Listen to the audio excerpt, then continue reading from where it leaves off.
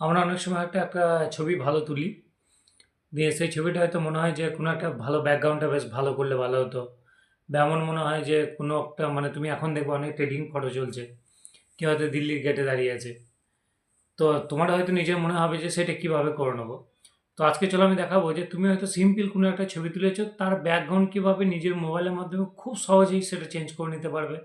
বা হয়তো গোটা ভারতবর্ষে যেখানেই ঘুরতে হবে, তুমি সেই বাড়িতে বসা ছবিটা তুলে সেখান থেকে ঘুরে চলে আসতে পারবে। তো চলো সেটা দেখিয়ে দিচ্ছি। জেমিনি দেখো, এই অ্যাপটা কিন্তু আমরা ওপেন করব, যাতে না থাকবে প্লে স্টোর থেকে ডাউনলোড করে নিতে পারবে। জেমিনিটাকে কিন্তু ওপেন করলাম। ওপেন করার পর দেখো এখানে এই যে নিচের দিকে দেখো একটা প্লাস আইকন আছে। প্লাস আইকনে কিন্তু ক্লিক করলাম। ক্লিক করার পর এখানে গ্যালারি বলে যে অপশনটা আছে, গ্যালারি দেখে নিলাম। নেওয়ার পরে একটা কাজ অবশ্যই করবে, এই যে এই অপশনটা দেখছো এখানে কিন্তু ক্লিক করবে। এখানে কিন্তু কি করবে, এখানে এই যে ক্রিয়েট ইমেজ বলে যে অপশনটা আছে এখানে কিন্তু টাচ করবে। এই ক্রিয়েট ইমেজ কিন্তু থাকতে হবে। তো ছবিটা নিচে এখানে নিচে বাংলা ভাষায় ভালো করে লিখলে আমার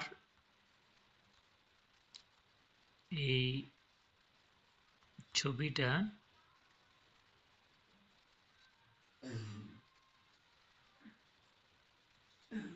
রাম মন্দিরের সামনে করে দিন।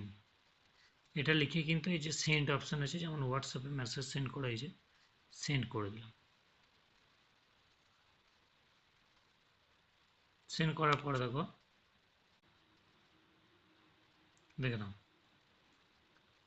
এই ছবিটাই কিন্তু আমার সেই এই ছবিটাই দেখো, এই যে তোমাদের দেখাচ্ছে, এই যে এই ছবিটাই দেখো রাম মন্দির গেটের সামনে আমাকে দাঁড় করে দিল।